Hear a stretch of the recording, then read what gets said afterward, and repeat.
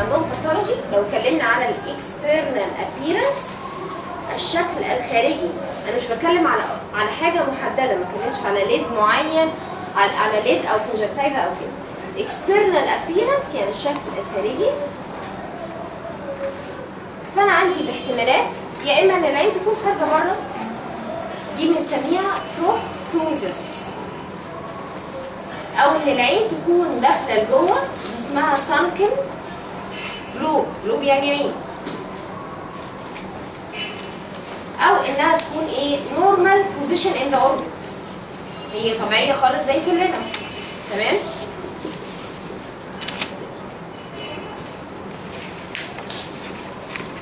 يبقى ادي الاحتمالات اللي انا هكتبها على الاكسترنال ابيرنس، اللي هو السطر اللي فوق كونجكتيفا كمساحه فاضيه تحت كلمه رايت وتحت كلمه ليفت. طيب كل حاجه من دول ليها اسباب. طب انا اعرف منين العيان دوت نورمال بوزيشن ان اوربت؟ ده اللي هو شكلنا كلنا. طب امتى اقول بروبتوتيك وامتى اقول سانكن جلوب؟ احنا المفروض البروبتوزيس دوت مرض هناخده لوحده في شابتر كامل اسمه الاوربت، بس رفلي كلينيكال وايز انا عايز اعرف كده انا المفروض ان انا اعرف بروبتوزيس ولا لا في فيري سمبل تيست. احنا عندنا رولر تيست بجيب مسطره، وفي حاجه مور سمبل.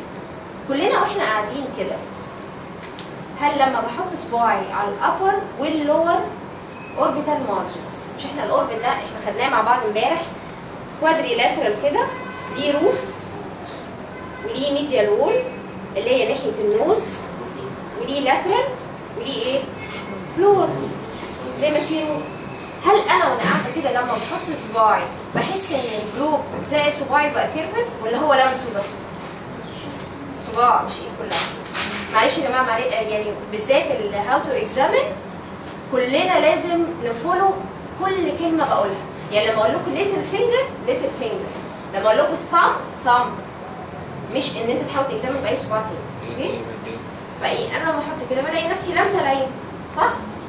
طب لو انا بقى حطيت صباعي فوق وتحت كده ولقيت ان انا ايديا بقت كيرفت ومش قادره اتاتش كويس الابر واللور اوربيتال مارجن، ساعتها هيبقى عندي بروبتوزس. العين دي خرجت من مكانها الطبيعي في الاوربت وحصل فيها انها زي ما تقولوا ايه، انها حركه اماميه، اتحركت فورورد. طب ايه السبب؟ السبب هنقتله بحثا في شابتر الاوربت. دي سؤال نظري السنه اللي فاتت، جالهم mention causes of unilateral proptosis، يعني حد عينيه خارجه لبره بس عين واحده. تمام؟ جالهم في النظر امبارح في موضوع في الاوربت، شابتر يعتبر بالنسبه للامتحان الاند راوند مش من الشباتر الكبيره المهمه، بس يعتبر بالنسبه للنظري اخر السنه كل المواضيع مهمه. اوكي؟ طيب انا دلوقتي رفلي من غير رولر ولا حاجه، طبعا في شابتر الاوربت هنلاقي في حاجه اسمها رولر وفي حاجه اسمها اكزوثرمومتر وفي بقى الفينجر. تمام؟ بس انا رفلي كده، انا هي نورمال بوزيشن، لا انا قادره احط ايدي على العظمه من فوق والعظمه من تحت ولامسه العين، صباعي مرفوع بالعين. اوكي؟ طيب لو حد عنده سانكن جلوب يعني عينيه نزلت اكتر في الاوربت، احنا امبارح لما خدنا مع بعض عظم الاوربت قلنا ورا في مخده اسمها بادوفيل، دي من البروتكتيف ميكانيزم عشان لو خدت بلانت تروما الجلوب ما يتخبطش في العظم ورا، يقوم يحصل فيه ايه؟ رابتشر، يتفتح من ورا. البادوفيل ديت بيحصل لها ريزوربشن مع الاولد ايج واندر سيرتن انفلاماتوري كونديشن، يحصل انفلاميشن جامد والفات دوت يحصل فيه اورجانيزيشن وفايبروزس، فبدل ما يبقى فيه مخده ورا لا ده هو وراها فراغ ورجعت على العظم خالص. ساعتها هعمل ايه؟ هو نفس الفينجر تيست ده، احطه فوق وتحت بلاقي نفسي مش لامسه العين، العين لسه ورا. طب يا ترى ايه الامباكت بتاع ده؟ ليه انا بقوله في اول الشيت؟ ليه امباكت وانا مهتميه ان انا اعرف في بروبتوزيس ولا لا وفي سانكن جلوب ولا لا؟ تفتكروا كده مين اللي اسبابه خطيره؟ بروبتوزيس ولا سانكن جلوب؟ بروبتوزيس باين. انا حتى لما اديت مثال على سانكن جلوب قلت ايه؟ ريزوربشن كده اللي هو اولد ايج، قلت حاجه نورمال. بروبتوزيس بقى نعم؟ في حد قال حاجه؟ لا برضه بس اطلع قدام شويه. اطلع قدام شويه نزل اشعر. لا مش معقول لا على بعض. وبعدين ده احمد، في احمد عادل بص اساميه، وفي ديب مش عارفه ايه، في عمرو العقيل ان شاء الله احفظ الباقي. البروبتوزيس ليها اسباب ومهمه جدا، واسبابها بتبقى مني خطيره لانها بتطلع تيومرز، والتيومرز المالجنانت الانسيدنس بتاعها قد تقريبا البناين، يعني البناين مش الاكتر. لا للاسف لما بنلاقي بروبتوزس بتبقى حاجه مخنا بيفكر انها خطيره. فده المهم بالنسبه للاكسترنال ابييرنس. العين دي في مكانها زينا كلنا ولا طالعه لبره ولا سانكن رجعت لورا؟ طب انا سانكن دي هتفرق معايا في ايه؟ ما سانكن دي ولا تفرق معايا في اي حاجه طالما ان السبب غالبا هيبقى بناين اولد ايج. لا تفرق. احنا العيانين اللي بييجوا عندنا رمد بيبقوا جايين عشان يعملوا عمليه، صح كده؟ انا حاجز عيان اكيد عشان يعمل عمليه او عشان يعمل اشعاعات تحضر له العمليه. طيب العين السانكن جروب دوت احنا عندنا طريقه التخدير في جراحه العيون مينلي لوكال انستيزيا مش مينلي جنرال. يعني احنا اساس جراحات العين ان احنا بندي بنج موضعي هنا. تمام؟ في بعض الحالات بحتاج ان انا انيم العيان مخدر كلي، لازم يكون العيان ده غير متعاون انكو اوبريتيف وانا عارف ان هو ده شخصيه متوتره جدا، او يكون صغير بيبي هتعمل له عمليه لوكال ازاي؟ لازم هتنيمه جنرال. تمام؟ او الكونديشن نفسها كمرض معين زي الجلوكوما اليفيتد انترا اوكيولار بريشر، ضغط العين عالي قوي مش ناقص ان انا احقن كمان مخدر حوالين العين بزود الضغط اكتر. بس في certain conditions انا بضطر ادي بنج كلي اللي انا قلت عليها دلوقتي دي. طب لو انا اديت لعيان بنج كلي وهو عنده سانكن جلوب هعرف اعمل عمليتي كويس؟ الجلوب السانكن ده واقع لتحت كده، انا دلوقتي ببقى بعمل عمليه عايزه الاتي ابقى شغال بيها كده، لو نزلت لتحت اكتر وعملت مور كينج مش هعرف اعمل العمليه. فهضطر ان انا بري اوبريتيف ابقى قايله للجراح اللي جاي يشتغل لو انا نايم ومحضر العيان خلي بال حضرتك العيان دوت عنده سانكن جلوب، بمعنى يعني حتى لو هننيمه بنج كلي مضطرين نحقن ورا العين كمان بنج عشان يزق العين في الاوربت يطلعها قدام عشان نسهل على نفسنا الجراحه. يبقى هو ده المهم في الاكسترنال ابييرنس ريليتد لنوع بروبتوزس. انا خايفه من المرض خطير. سانكن جروب انا لو هعمل عمليه عايزه ارفع العين لقدام فهحقن وراها انستيزيا كمان وهتساعدني البوست اوبريتيف ان هي هتسكن الالم اكتر، او ان انا نورمال بوزيشن ودوت ده النورمال. ده اول حاجه الاكسترنال ابييرنس. تاني حاجه هنخش فيها بقى الايليد. في كل حاجه يا جماعه لازم نعمل ايه؟ نكومنت على نقطه معينه. الايليد ده لما نيجي نتكلم عليه بنقسمه ريليتد للكومن باثولوجيز اللي ممكن تيجي في الامتحان. اوكي؟ الكومن دايجنوزيز اللي انتوا بتفكروا فيها. ايليد انا ببقى عايزاك تكومنت على حاجتين. نمره واحد البوزيشن اوف ذا ايليد وانتيتي لوحده اللي هو الليد مارجن. ده انتيتي لوحده خطير جدا. احنا امبارح لما خدنا مع بعض رفلي كده رسمه للليد مارجن، انا قلت لكم في عندي حاجه اسمها بانكتر. ودي الليد مارجن اهو ابر ولور. الحته دي اسمها كرانكل. بانكتر دوت اللي هو ايه؟ بياخد الدموع، هو البلاعه بتاعتنا اللي بتاخد الدموع عشان تصرفها عن طريق الايه؟ اللاكريمال اباريتس، صح؟ والليد مارجن نفسه. طيب هو بالنسبه للبوزيشن قبل ما ادور على حاجه الابنورمال يبقى لازم اعرف ايه؟ النورمال. طب هو نورمال الليد كبوزيشن مكانه قد ايه بالنسبه للعين؟ انا عندي العين اهي ادي ايرس وبيوبل وطبعا قدامهم الكورنيا والليد اهو. لقوا ان نورمالي كلنا عندنا الابر ايليد، انا طبعا بتكلم عن الابر مينلي يعني كفرنج الابر 1/6 اوف ذا كورنيا. طب ليه بقى انا اهتميت بالليد بوزيشن؟ اكيد لان في باثولوجي ريليتد ليه. ايه اللي انا طالب سنه رابعه المفروض اعرفه ريليتد تو ذا بوزيشن اوف ذا ايليد؟ تو انتيتيز. لما نيجي نتكلم على الكومن هنتكلم على التوزس قبل الليد ريتراكشن. ريتراكشن يعني رجع عن مكانه. يبقى انا كده قبل ما اخد خالص الشابتر بتاع الايليد، التوزس ده عيان عنده ايه؟ حد يقدر يعرفه لي؟ بياند upper 1/6 صح؟ معدي يعني مش بغطي upper 1/6 لا ده بدأ ينزل عن كده. تمام؟ طب هل ده abnormality؟ هل دي حاجة أخاف منها؟ هي ليها جريدز. في عندي بقى جريدز هناخدها بالتفصيل في إن شاء الله النظري بتاع الايليد، مايلد ومودريت وسيفير على حسب سيفير اللي هو توتال يعني على حسب هو نزل مسافة كام ملي تقريبا. هل هو مايلد ولا مودريت كده بدأ يخش يقسم لي البيوبل يبقى العين ده مش شايف، أو توتال مش شايف خالص. وأسباب التوزس هامة جدا جدا جدا في لجنة الشفوي عند كل الأساتذة وتحديدا أستاذ دكتور حسن مرتضى رئيس الوحدة. في حاجة تانية اسمها الليد ريتراكشن. تاني من تعريف النورمال بوزيشن يبقى الليد ريتراكشن دوت ايه؟ ان هو the eyelid is retracted beyond not covering حتى الupper 1/6 اللي هو receded beyond رجع لورا كمان. ليه اسباب؟ ليه سبب مهم قوي نعرفه اللي هو في الشابتر بتاع الاوربت اللي هو الثايرويد اي ديزيز. ثايرويد اي ديزيز بيبقى العيانين دول عندهم اللي هو الثايرويدوكسيك لوك ده، بيبقى عيان ده عنده ليد ريتراكشن، وهنلاقي جوه الثايرويد اي ديزيز دوت في انتيتي اسمه ثايرويد اوفثالموباثي وفي اي ساينس.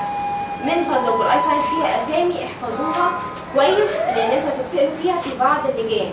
هيقول لك بس وات ار ذا اي ساينس اوف ثايرويد اي ديزيز، فانتوا تحفظوهم حوالي 4 أو 5 عندكم في سنه رابعه هنا، هم طبعا كتير، هم يعني 9، بس هو انتوا في طالب سنه رابعه، انا طالب هنا تبقى عارف الاربعه و5. ايه اهميه الليد ريفراكشن عندنا كتشخيص وكمانجمنت وككل حاجه؟ هو طبعا مهمه لان بيترتب عليها عمليات ريليتد للعين الثايرويد ده. عين الثايرويد ده المفروض بيروح لدكتور الجراحه العامه، يا هيعمل عمليه يا اما هياخد راديو ايودين يا اما هياخد دواء. طبعا عنده ليد ريتراكشن، حاجه فعلا ديسفيجرنج جدا. وغير كده كمان الليد لما يبقى راجع لورا العين تبقى مفتوحه زياده ولا قليل؟ زياده. كل ما العين فتحت زياده يبقى في حاجه اسمها اكسبوجر اكتر، دموع عماله تنشف، دخلته في الدراينس، والدراي اي دي تؤدي الى كورنيالوباستس. يبقى حاجه خطيره انها ايه؟ تتشخص وانها تتعالج. يبقى انا ريليتد لليد بوزيشن تاني، انا عايزه كومنت على اكتب في الخانه اللي قدامي في الشيت دي البوزيشن اوف ذا ايليد. لو لقيته نورمال كفرنج الابر 1/6 بكتب نورمال ان بوزيشن وكوما ليه؟ لان انا لسه ما اتكلمتش عن الليد مارجن. تمام؟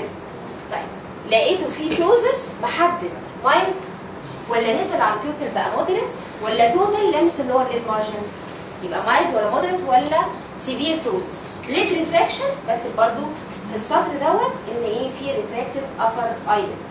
اوكي؟ يبقى احنا تاني اكسترنال ابييرنس احنا بنتكلم العين ديت نورمال بوزيشن ان اوربت ولا طلعت لبره بروتوزس حاجه خطيره ومخيفه ولا سانكن لو رجعت لورا.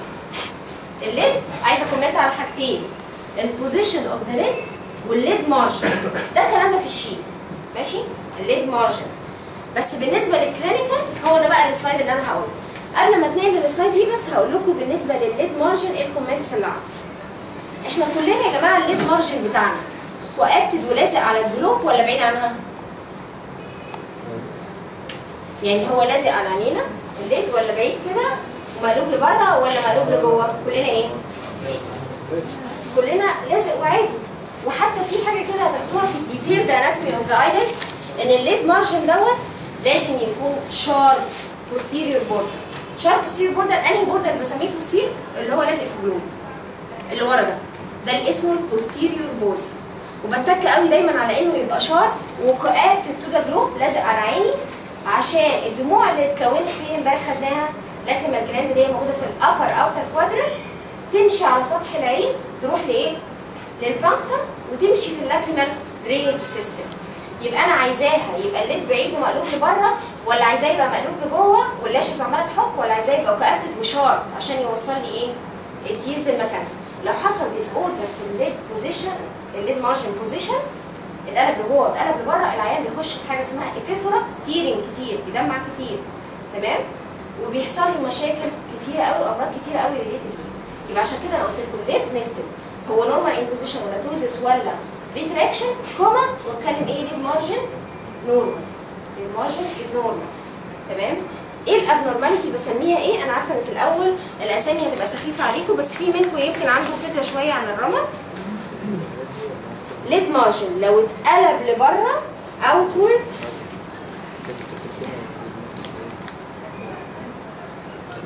يبقى اسمه اكتروبيون. الليد مارجن اتقلب لبره. الموضوع ده ليه اسباب موجوده في النظر. في اسباب تؤدي ان الليد مارجن يحصل فيه سكارنج قوي من بره ويتشد يتقلب لبره. العيان دوت الدموع هتروح على البانكتم عادي ولا تروح فين؟ هو مقلوب لبره هتنزل على خده صح؟ دخلني في حاجه اسمها ايبيفورا. يعني ايه ايبيفورا؟ يعني تيرنج دموع كتير. وفيش السيركل بقى عمال يدمع كتير. الحته دي حصل فيها الاكزيما يعني هتحمر قوي وتلتهب. طب لما تحمر قوي وتلتهب هتقلب لبره اكتر وتخش الفيش السيركل. طيب حاجه ثانيه مشكله ثانيه الحمد لله ربنا فلقينا لنا ان الجفن ايه معدول واللاشز دي دايركشن وشارب ستيل بوردر وكده، اتقلب لجوه. الليد مارجن ده شايل ايه؟ شايل ايه؟ رموش لاشز صح؟ طب لو اتقلب لجوه اللاشز دي هتحك في ايه وراها؟ في العين، هتقعد تحك في الكونجنكتيفا وممكن تحك في الكورنيا لو هو ابر ايليد انتروبيون اكت بره. انتروبيون داخلي. ده اوتورد رولينج اوف ذا ليد مارجن، وده الانتروبيون انورد رولينج اوف ذا ليد مارجن. طبعا لما تقعد تحكم في الكونجكتيفا العيان ده هيبقى عنده كرونيك كونجكتيفايتس، كورنيال ألسرز، سكارز، حاجات كتير قوي. تمام؟ خدت بالكم ان انا في الشيت اهتميت ان انا اعلق على البوزيشن والليد مارجن، جبت سيره اي انفلاماتوري كونديشن بعينه، قلت لكم مرض بعينه هو اللي بيجي في الامتحان بيبقى يا توزس يا اكتروبيون يا انتروبيون. ان شاء الله كده ربنا ييسر ان احنا نوريكم حالات لكده. يا اما الاهم بقى دي اللي ممكن تكون ستيشن وممكن تكون سلايد، 2 انفلاماتوري كونديشن، واحده كرونيك وواحده اكيوت. ما بكتبش عنها حاجه في الشيت، لو لقيتها هسيب الكومنت على البوزيشن وهسيب الكومنت على المارجن واكتب كده في خانه الايلت، بكتب فيه يا كاليزيوم يا ستاي. نتنقل الى السلايد اللي هناك بقى. ايه الكاليزيوم وايه الاستواي؟ الكاليزيوم دوت نوع من الكرونيك انفلاميشن بيجي في الجلاندز اللي موجوده في الترسس بتاع الايلت، اللي قلنا امبارح بتعمل حاجه من التراي لامينار لاير اوف ذا تير فيلم. احنا قلنا تير فيلم في طبقه خارجيه ربنا خلقها لنا عشان الووتر كونتنت اللي هو 90% من التيرز ما تتبخرش. قلنا الطبقه دي ايه؟ زيت. بيطلع من انهي جلاند؟ كنا قلنا جلاند اسمها مايبوميان جلاندز موجوده في الترسس. مايبوميان جلاندز. الجلاندز دي لقوا ان لما بيحصل فيها كرونيك جرانيولوماتس انفلاميشن بتظهر في صوره التهاب كده اسمه كاليزيوم. على الليد مارجن في انتوا قلتوا لاشز، كل لاش مش ليها روت. الروت ده لو دخل مايكرو اورجانيزم عمل فيه انفكشن، اكيوت انفكشن، بيتسمى بس ايه على الليد مارجن، بس على الليد مارجن فقط بنسميه ستار. الامراض ديت انا بذكرها دلوقتي ليها تفصيل جامد جدا في النظري، ليها تفصيل من ناحيه اسبابها، predisposing factor، clinical picture، symptoms وساينز، ونعالجها ازاي. انا مطلوب مني في الكلينيكال ان انا اشخص فيه كاليزيون ولا لا. هحط لكم ستيشن في الامتحان سكاي؟ لا. عين بتبقى عينيه حمراء وتعبان مش هيبدل عليه 35 طالب بيولوجي. تمام؟ طب السلايد دي تجيلي فين؟ تجيلي سلايدز، عشان عندي 15 درجه في الامتحان على السلايدز، فانا ممكن يجيلي صوره استوعب. عشان كده بقى احنا هنبص مع بعض. ادي هاو تو نو ايليد ديزيزز. انا ما اتكلمتش على بوزيشن ولا ليد مارش، انا بتكلم مينلي على الانفلاماتوري ديزيزز. في حاجه عندنا في النظري ما تجيلناش في الكلينيكال خالص، حاجه اسمها بليفرايتس، وليه انواع. في سكويماس بليفرايتس وفي ألسريتيف بليفرايتس. في حاجه اسمها كاليزيوم اللي انا لسه قايله عليه، اللي هو كرونيك جرانيولوماتس انفلاميشن اوف مايبوميان جلاندز. تاني فين المايبوميان جلاندز دي؟ في التارسس، مسؤول عن السكريشن بتاعت ايه؟ اويلي لاير، اللي هي اويلي لاير اوف ذا تير فيلم عشان تمنع الايفابوريشن. وفي حاجه اسمها ستاي، ده اكيوت انفكشن بتاع السيبيشس جلاند اللي هي موجوده في اللاش روت، وبتبقى ريليتد تو ذا ليد مارجن بس. كاليزيوم ريليتد لايه؟ للمايبوميان جلاند اللي موجوده في التارسس، فبتبقى في الجفن نفسه، في البادي اوف ذا ايليد نفسه. وفي طبعا اللاكتوسيستايتس هيجي ذكرها دلوقتي حالا في اللاكتولا اباريتس. مش هيهمني قوي ان انا اوريكم صور البليفرايتس، لو حد عايز يشوف الصور دي بالتفصيل بعد ما تاخدوا النظري بتاعتنا، انا هوريكم اللي ريليتد للعمل بتاعنا.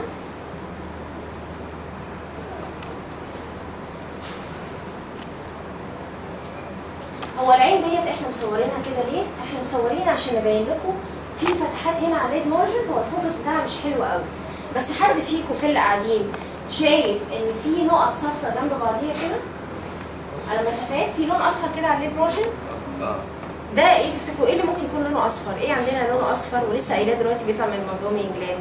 دي الاويلي سكريشن. انسبيسيتد مش طبيعي ان انا اشوفها واقفه وسادة الاوبننج بتاعت الجلاند. هي انسبيسيتد واقفه ليه؟ للعيان حصل له كرونيك انفلاميشن في الجلاند دي. سيبكم من الصوره دي مش مهمه؟ ولا بيقول لي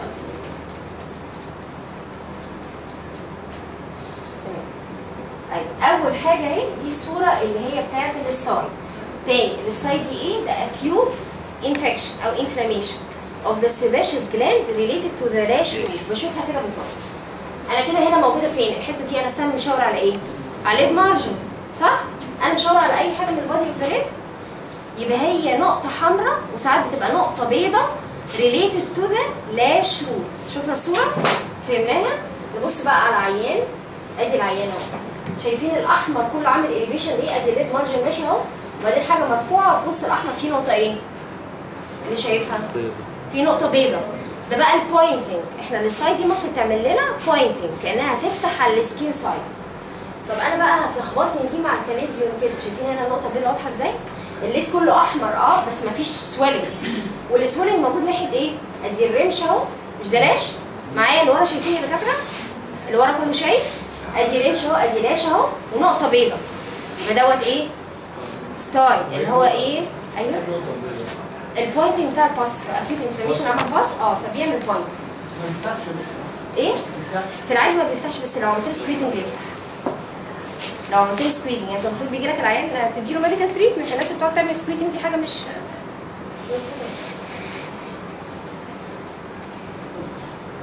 دي ستايل برضو بس عامله لوكالايز سويلنج جامد قوي هنا بس برضو تاني على الليد مارجن في ايه؟ في نقطه بيضاء ده البوينتنج اللي يقول لي ان هي ريليتد تو ذا لاش. هايبريميا هي دي الصوره الموجوده عندكم في السلايدز السي دي بتاع الاسم.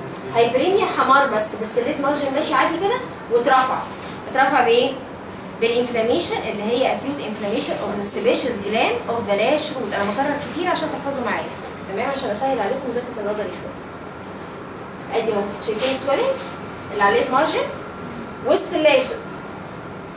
صور كتير قوي من الستايل مش مهم عشان بس وقتنا. الكاليزيوم. الكاليزيوم اول حاجه فيه ايه؟ ملوش علاقه باللاشز لانه طالع منين؟ من انهي جلاند؟ مايبوميان جلاند. كرونيك ده ولا اكيوت؟ هو كرونيك انفلاميشن بس ممكن يحصل اكيوت اون توب ممكن يحصل اكيوت اون توب اوف كرونيك انفلاميشن بس احنا علينا الكرونيك. ادي اهو قافل عينيه اصلا مش مصورين لكم الليد مارجن ولا حاجه. في هنا ايه؟ سويلنج في البادي اوف ذا ايليد يعني ريليتد تو ذا تارسس لان هو ده مكان الجلاند. شايفين السويلنج فين؟ انا بص على اي حاجه عليه المارجن بص السويلنج وصل لحد فين؟ هو ده بقى الكاليزيوم اللي هو احنا بنقول عليه كيس الدول او دنيا. العيانه دي عندها ايه؟ عندها مالتيبل كاليزيوم. ادي 1 2 3 4 5 6 7. المانجمنت اوف سنجل كاليزيوم عشان احنا في السلايدز بيجي لنا سؤال نظري عليها. مانجمنت اوف سنجل غير المالتيبل تمام؟ الفكره بس ان دي مش باينه قوي انها كاليزيوم يعني ممكن برضه نشوفها اقول ستاي عادي يعني. طب هل انا عامله زومينج على الليد مارجن؟ وبعدين هو السويلنج لحد فين؟ لحد تحت. طب في هايبريميا وبوينتنج وكده في حاجات احنا هنقولها مع بعض تخلينا نرول اوت الاحتمال ده. الستايل والكاليزيوم بيلخبطوا مع بعض فور شور الا لو العيان قاعد قدامه وتبص عليه بهايبر الفكره اللي فاتوا كانوا واضحين. دي موجوده عندنا في السي دي بتاع الاسم بس هو غالبا اللي بيجي مالتيبل هو الكاليزيوم. ده السي دي بتاع الاسم. في صور من جوه وفي صور من بره. قفلت الصور. انا ما تقولش ان هو هيقول من تاني. ما عندوش ميموري ولا ايه؟ ان شاء الله. مين اكتر ناس عرضه ان يجي لهم مالتيبل كاليزيوم؟ تفتكروا كده واحد بيجي له يعني كرونيك انفكشن كتير ده حد عادي ولا الاميونيتي بتاعته سبريست؟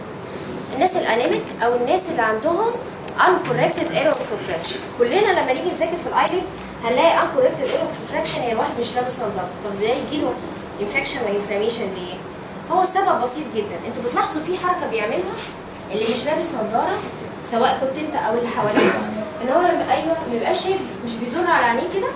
حركه السكويزنج دي بتخلي فيه بارتلي على اللونج تيرم مش لابس نظارته بقاله فتره بيحصل اسكيميا اوف ذا ريد مارجن يعني البلاد سبلاي للريد مارجن ما بيبقاش كافي وللليد نفسه.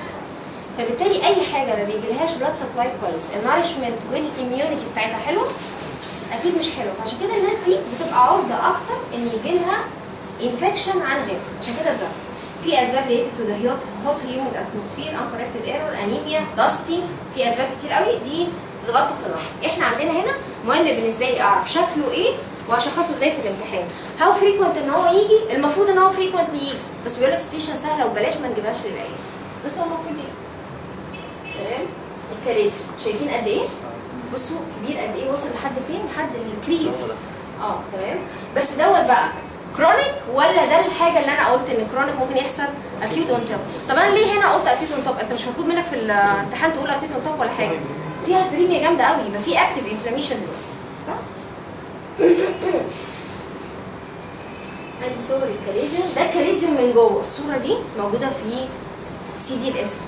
حلوه وحشه جدا اهو الصوره، لانها ما فيهاش زومينج ولا فيها اي منظر ولا كده. اللي يلاحظ فيكم مع نفسه في البيت بقى على اللابتوب كده ان في هنا دايره، هو هتلاقي وصف كده يقول لك ان هو من الكونجكتيفا سايد عشان هو ما فيهوش اكيوت انفلاميشن، بيبقى سيركيولر وبيل سراوندد بهايبريميا.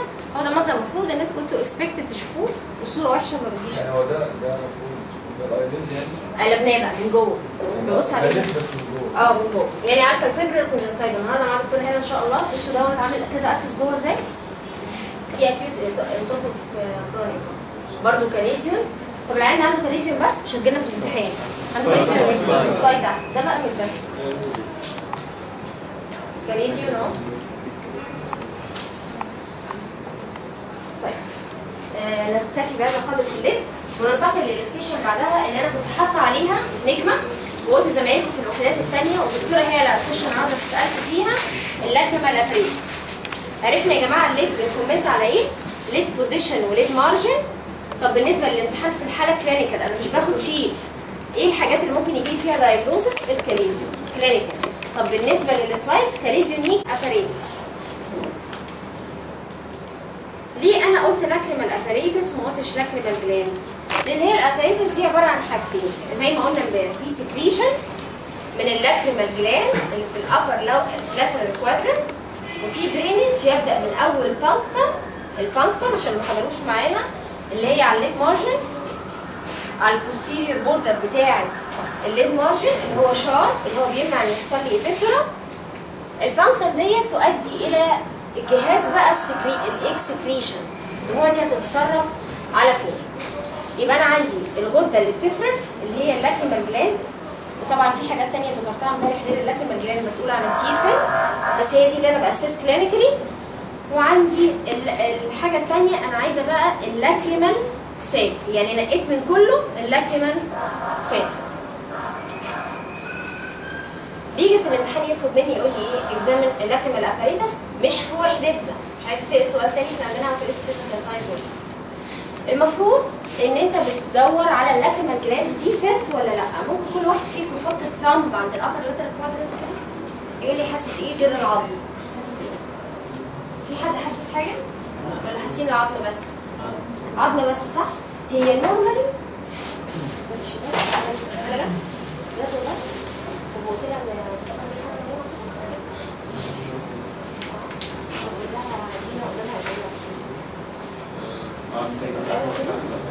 شباب وزعوا على نفسكم ورا بقى، وكل والورق اللي بقى رجعوه للورق اللي قدامكم 10 دقايق. بسرعه نقول بقى لكم الابريتس التارجت بتاعي كله باظ. ايه؟ طب معلش استاذنكم في حاجه يا جماعه، ممكن تسامحوني النهارده، انا ما بحبش حد يقعد معايا مش مركز. ممكن تسامحوني النهارده بليز بعد محاضره المشافيه نتقابل تاني؟ ممكن؟ ادوني فرصه بس اكمل اكمل شرح الحاجه عشان بس يبقى بكره ما بناخدش كميه كبيره واسامي. نعم؟ دكتوره هلا جت اهي، دكتوره هلا نفسي تديكم مشافيه، فممكن استاذنكم بعد الدكتور اقعد استناكم وانا ونكمل؟ ممكن؟ هيبقى يوم مجهد شويه بس معلش هنا هيبقى يوم مجهد شويه، بس انا ليا تارجت معين عايزه اخلص كم معين. محدش اللي حطيت لي الجدول ده انا حاطاه لنفسي، ما ينفعش اسيبكم تروحوا وانتم مش عارفين بقيه الحاجه. اللاكريمال اباريتس دوت اللاكريمال جلاند، شفتوا كلنا لما حسينا ما حسيناش غير العظم. ايوه الورق باين؟ لا انا بصورت ايه؟ بنك دم ده يوم العياد، يوم العياد ادوني فرصه بس يا اولاد ندوس كده. اللاكريمال جلاند دي كلنا حسينا بصبعنا كده لقيناها مش محسوسه صح؟ يبقى هي نورمالي بكتب كومنت كده لاكريمال جلاند نوت فيلد. نوت فيلد. طب هل هي ممكن تتحس؟ يعني انا ليه ببص على العين اشوفها فيلد ولا نوت فيلد؟ طالما ان هي طبيعي نوت فيلد، يبقى هي بتتحس اندر سيرتن كونديشنز كلها باثولوجيكال. يا اما يكون في مشكله كونجينيتال، الكلام ده هتاخدوه في النظري، يا اما في انفلاماتوري، مفيش تروماتيك طبعا، يا اما نيو بلاستيك. اسباب ان اللاكريمال جلاند تبقى فيلت وسوالن هناخدها مع بعض في اللاكريمال مع دكتور الريهان ان شاء الله. تمام؟ يبقى هي نورمالي انا بكتب كده في السطر اللاكريمال جلاند نوت فيلت غير محسوسه، واحط كوما. ليه؟ انا عملت نص كومنت بس. طب اخبار كده انا مطمن على السكريشن ان هو ان شاء الله طبيعي. طب اخبار الاكسكريشن ايه؟ لان هو ده السبب بتاع المرض اللي هو اكسسيف تيرنج اللي انا لسه قايله شويه اللي هو اسمه ايه؟ اسمه ابيفور. تمام؟ فانا عايزه اطمن على اللاكريمال درينج سيستم دوت انه ما فيهوش سدد في اي مكان، بحيث ان هو التيرز بيحصل لها ريفلكس وتخرج. طب هتخرج منين؟ هتخرج من البانكتم وتنزل على السكين وتقعد ايه؟ يبقى فيه على العيان عنده ابيفور. انا طبعا عندي كدرينج سيستم عشان اخرج بره العين، اخرج الدموع دي بره العين ويتكون جديد وهكذا ونخش في سيركيليشن. انا عندي امبارح والكلام ده كنت شرحته، اللاكريمال اباريتس عباره عن ايه؟ عباره عن نبتدي من بانكتم فوق وبانكتم تحت، تعمل انديفيدوال كاناليكيولس قناه كابيلاري تيوب كده فوق وتحت. يرحمكم انا ما لحقتش اقعد بصراحه، ما لحقتش يعني، عارفه العدوى بتنتشر ما قصتش هنا. الكومن كاناليكيولس اهي تروح لحاجه اسمها لاكريمال ساك زي ما انا رسمها كده، وتنزل على حاجه اسمها نيزو لاكريمال دكت. نيزو لاكريمال دكت جايه من اللاكريمال، ونيزو يبقى رايحه تفتح فين؟ under the inferior turbinate of the nose. عشان كده لما بنحط ساعات نقطه قطره ممكن نحسها في الفارنكس، نرجع لورا ونحسها في الفارنكس يعني في البلعوم ونحسها في زورنا كده. طيب انا من دول تفتكروا ايه اللي ممكن ابص عليه؟ المكان اللي انا هعمل تيست عليه عشان اشوف التيرز بترجع ولا لا. اخر حته هنا دي النسبه كمان دي بوني كمان. طب اول حتتين كابيلاري تيوب وكده، اوسع حاجه عندي هي الساك، عشان كده دايما ارسمها كبيره. الساك دي موجوده فين؟ اهي في الميديال وول ناحيه النوز، ناحيه النيزل وول. فانا بعمل حاجه، انا دلوقتي هشوف التيرز خارجه منين؟ خارجه من على البانكتوم، من على الليد مارشل. اروح جايه بالليتل فينجر، مركزين معايا؟ بأنهي صباع؟ ليتل. خلي بالكم ان كل حاجه بقى في التست دوت بما هي هاو تو ريست فيزيكال ساين بالليتل فينجر. اجي اقف باراليل لللور ليد مارشل اهو، كلنا نحط ايدينا كده باراليل موازي لللور ليد مارشل. هضغط على انهي حته؟ على اللاكريمال ساك. طب انا البانكتوم مقلوبه لورا لان الجفن كله مقلوب لورا عشان الدموع ما تنزلش، يبقى لازم اعمل ايه؟ حركه اسمها سلايد ايفيرشن.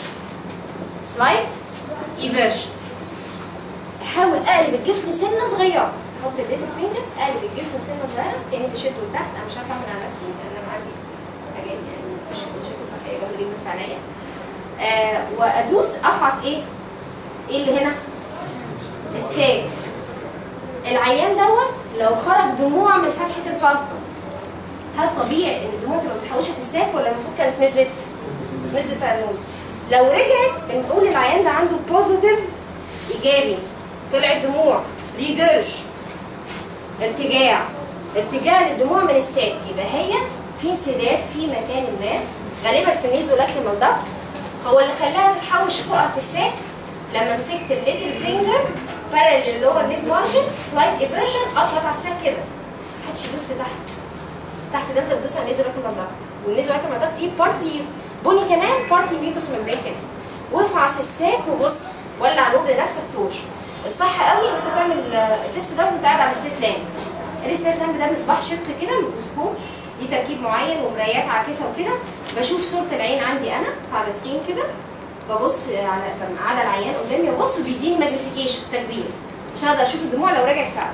لكن انا رفض التست ده ممكن اعمله المورد ليتل فينجر باراليل اللي هو الليت مارجن، اقلبه شويه عشان اشوف انا البانكتوم، اوضح لنفسي البانكتوم، ادوس على الساك كده اهو. لو رجعت التيرز اسمها بوزيتيف ريجيرج، لكن البني ادم الطبيعي التيرز بترجع يبقى اكتب نيجاتيف ريجيرج. اسباب البوزيتيف ريجيرج هتبقى كفرد ان شاء الله في النظري. يبقى احنا في السطر بتاع اللاكريمال اباريتس حضرتك مطلوب منك ان انت لو البني ادم ده طبيعي ما عندوش اي ابنورماليتي ريليتد تو ذا لاكريمال سيستم، هكتب ايه بقى في السطر؟ حد يمليني كده قبل الكوما وبعد الكوما اكتب ايه؟ برافو. انا مش عايزه حد يطلع يقول لي لاكريمال اباريتس نورمال، هتحصل دي وقت يطلع الشيت يقول لحضرتك لاكريمال اباريتس نورمال، لا انا بقول لاكريمال جلاند نوت فيلت، مش محسوسه، بني ادم طبيعي ما عندوش انفلاماتوري كونديشن ولا نيوبلاستيك ولا حاجه، كوما نيجاتيف ريجرش، لان ده ما عندوش بوزيتيف ريجرش، فبالتالي ما عندوش باثولوجي او اي انسداد في الدرينج سيستم. تمام؟ طيب انا بعد اللاكريمال اباريتس السطر اللي بعده عندنا ايه؟ الكونجكتيفا اللي هتخش تشرحها الدكتوره هاله. انا كده يعني هطنش شويه لازم هي تيجي تخبط عليا لغايه ما تطلب يعني عشان اوفر من وقتكم بعد الظهر بس. الكونجكتيفا ايه الكونجكتيفا دي؟ انا امبارح لما اديتكم الاناتومي اوف ذا اي قلت لكم في ترانسلوسنت ممبرين وفاسكولار كفرنج ايه؟ السكليرا البياض بتاع العين. قلت لكم ادي العين اهي ليها اوتر كوت ميدل كوت انر كوت، فانا عندي كده السكليرا اللي هي الصلبه اللي هي لونها ابيض، السكليرا دي كفرد بممبرين كده فيري فاسكولار اسمه كونجكتيفا الملتحم. كونجكتيفا بارتس بس منها على اساس ايه؟ على اساس هي مغطيه انهي جزء؟ يعني لو هي على الليد من جوه ادي الاي ليد اهو كانه مقلوب من جوه، وادي الليد مارجن وادي اللاشز، الجزء اللي على الترسس ده اللي هو فيرملي ادهرنت، الكلام ده هتاخدوه في النظري اسمه بالبيبرون كونجكتيفا. طبعا العين نفسها ادي عين العينه اهو اللي كفرنج السكليرا اسمها بالبر كونجكتيفا. التقاء الاثنين هي بتبقى ماشيه كده من اول الليد مارجن مغطيه الترسس، تتقلب تبقى ريفلكتد تطلع تغطي العين. التقاء الاثنين المكان دوت اسمه فورنكس، ليه اسمه كده؟ فورنكس. ليه الاسامي دي مهمه؟ هتفرق معانا في الساينس في النظري قوي، كل واحده فيها بيجي ليه. طيب بالنسبه انا بقى للعملي الكونجكتيفا ديت انا بعلق عليها اقول ايه؟ طبعا العيان ده لو عامل عمليات اي عمليات في عينيه، وانا امبارح خدت في الهيستوري ان انا بسال على بريفيس هيستوري في اوكيولار سيرجري، لو قدرت تعرف نوع العمليه غالبا انت هتكومنت هتقول في الكونجكتيفا دي في ايه؟ بعد العمليه بنسيب بيفضل ايه؟ سكار، فبقول سكار اوف بريفيس سيرجري صح؟ يبقى انا دلوقتي عندي الكونجكتيفا انا بكومنت عليها اقول ايه لو لقيت حاجات والله الهيستوري طلع ان في ده بالنسبه لطالب سنه رابعه على فكره الكونجكتيفا فيري برود سبيكتروم من الحاجات اللي بندور عليها. لو انا دلوقتي عندي عامل عمليه بقول سكار. طب لو واحد طبيعي خالص سكار بريفيس سيرجري مش اي عمليات، هنعرف مع بعض انهي عمليات اللي فيها سكار في الكونجكتيفا. طيب العين ده لو طبيعي خالص هكتب الكونجكتيفا نورمال؟ لا، احنا كلنا بعد سن شهرين من الولاده يبقى عندنا حاجه اسمها تراكوما. التراكوما دي بتبقى فوليكولار كونجكتيفايتس انفلاميشن في الكونجكتيفا بالبيبرال وبالبر، بيبقى سببه الفلايز الدبان هي اللي نقلت التراكوما كلاميديا تراكوماتيس دي. موجوده يعني انديميك في مصر، انديميك مفيش حد تلاقيه بعد شهرين من الولاده ما عندوش المانيفستيشنز بتاعه التراكوما. طب ايه هي المانيفستيشنز؟ هناخدها ان ديتيلز في النظر. انا طالب كلينيكال ببص على الكونجكتيفا هكتب ايه؟ بلايندلي اكتب تي 3 ما تدورش على حاجه. قلت لها هتخش تقول لك دور على ايه؟ هتقول لك دور على الحاجات بتاعه النظر. ايه طب ايه تي 3؟ ايه رقم 3 ده؟ التي معروف ان هي تراكوما صح؟ ايه 3؟ ده ستيج اوف تراكوماتيس انفلاميشن، ده الستيج اللي قبل السكارينج على طول. بيبقى في عندي بقايا علامات تقول ان العيان ده دخل في اتاك قبل كده اوف فوليكولار كونجكتيفايتس ريليتد تو ذا تراكوما اللي هي انديميك، لكن انا بلايند جالي اي حد قمتوا تكشفوا على دينا او كده محتاج تدور قوي بدقه ولا انت عارف مسلم بيه ان هو عنده تي 3؟ مسلم بيه عنده تي 3. فبليز في الكونجكتيفا ما حدش يكتب لي نورمال، مفيش حد فينا نورمال الا لو تكشف على بيبي لسه مولود دلوقتي. طب تراكوما ستيج 3 ده انا بدور على ايه كلينيكال وايز؟ بدور على حاجه اسمها ارلت سلاين او حاجه اسمها هيد سبيتس او بانس، بس البانس ده اللي تكون يعرف ايه الاسامي العجيبه اللي انا بقولها دلوقتي دي حالا كنت رايحه اخش دلوقتي. بس انا كطالب كلينيكال انا عايزه اكتب في الكونجكتيفا دي ايه؟ يا اما في سكار عمل عمليه، يا اما تي 3 ده عيان ما عندوش اي حاجه وما عملش عمليات قبل كده، او عنده باثولوجي حاجه اسمها تريجيوم. وات از ذا تريجيوم؟ التريجيوم ده فايبروفاسكولار انفلاميشن وتيشو اندر ذا كونجكتيفا، بيبقى شكله مثلث الشكل، تبقى العين كده. هتلاقوا في الكتاب عامل لكم سبيسيفيكيشن مينلي نيزل او مينلي تمبل. مينلي نيزل ناحيه النوز اللي هو الميديال يعني، او مينلي تمبل. هي الدنيا مش بتبقى قوي كده. التريجيوم دوت عباره عن ايه؟ فلاشي فايبروفاسكولار تيشو فليشي بيبقى عامل زي اللحمه كده. فايبروفاسكولار تيشو شكله ايه؟ تراينجلر، شكله زي المثلث. اي تراينجل ليه ايه؟ ايبكس وبيز، صح؟ الهيد بتاعته بتبقى عند الليمبس. وما هي الليمبس؟ حضرتك امبارح ما قلتلناش في الاناتومي ايه الليمبس. الليمبس دي هي المكان التقاء نهايه الكورنيا ببدايه السكلير. المكان ده اسمه ليمبس.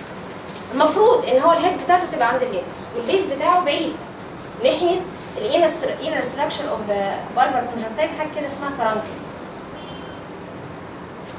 حاجه مثلثه كده اللي هي جايه عند عين العين. في بدايته بيبقى مثلث وواقف عند الليمبس. لو حصل كومبليكيشن هيبروجريس، يبتدي يخش على التيشو اللي بعد الليمبس. جايين دلوقتي من فوق السفير تحت الكونجكتيف، يبقى داخلين على ايه؟ على الكورنيا، على الكورنيا. طب ده تفتكروا حاجه تعمل مشاكل ولا حاجه عاديه؟ هتعمل مشاكل جامده قوي. اولا هنخش ناحيه الكورنيا، احنا الكورنيا عايزينها ترانسبيرنت وكلير عشان نقدر نشوف. اول ما تخش تيشو كده وضغط على الكورنيا بيعمل حاجه اسمها استجماتيزم، يخلي الكورنيا ريفراكتيف باور في كل حته غير متساوي. في حته مضغوط عليها بالفريش ماتيريال دي وحته عاديه. دي اول مشكله. المشكله الثانيه لو دخل للسنتر غطرنا ايه؟ اللي ورا البيوبل، العين ده هيعرف يشوف. في market diminution of vision related to the ايه؟ encroachment of the region into the center of the cornea. في حاجه ثالثه، الفريش ماتيريال دي طالعه من هنا من عند الكرانكل ورايحه ماسكه في الكورنيا. العين ده هيقدر يحرك يعني عادي؟ يعني هو لو جاي ميديان كده لما يجي يبص بره في حاجه كده زي اللي جنب ماسكاه ولا بيبص فري؟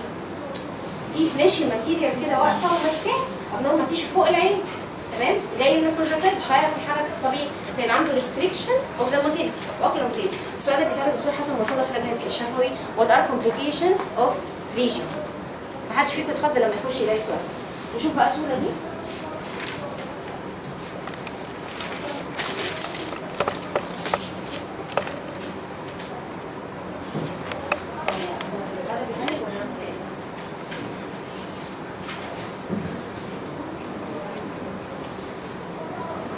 مرة بقى نشوف صور الكروزس. العيان دوت الابر ايليد مغطي ابر 1/6 نازل. بصوا اللاشز عامله ازاي؟ شايفين البيوبل شبه متغطي ازاي؟ العيان ده عنده توزس. اسباب التوزس وعمليات التوزس كاسامي مهمه جدا للشفوي. سلايدز مهمه. حاله كلينيكال ممكن يجي. هو مايلد ومودريت وسيفير، لازم يكون برولر وميجرمنت ان ملي مترز وتقولي الديجري ان ملي مترز قد ايه. هل انت من السلايد تقدري تعملي حاجه زي كده؟ بس رفلي ده مودريت ولا سيفير ولا مايلد؟ داخل على يعني رفلي. بس هو انت عايزه في الامتحان مش مطلوب منك تكتبي الديجري بتاعه. ايه ده؟ ايه العيان ده؟ هل ده عنده ريد ريتراكشن في عين ولا العين الثانيه اللي فيها مشكله؟ ده توزس، كونجنتال توزس، ده انواع من التوزس.